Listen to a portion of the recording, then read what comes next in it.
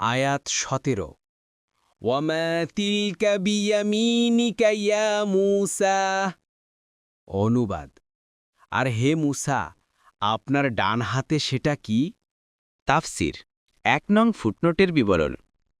আল্লাহ রব্বুল আলামিনের পক্ষ থেকে মূসা আলাইহিসাল্লামকে এরিব জিজ্ঞাসা করা নিঃসন্দেহে তার প্রতি কৃপা, অনুকম্পা ও মেহেরবানির সূচনা ছিল, যাতে বিস্ময়কর দৃশ্যাবলী দেখা ও আল্লাহর কালাম শোনার কারণে তার মনে যে ভয়ভীতি ও আতঙ্ক সৃষ্টি হয়েছিল তা দূর হয়ে যায়।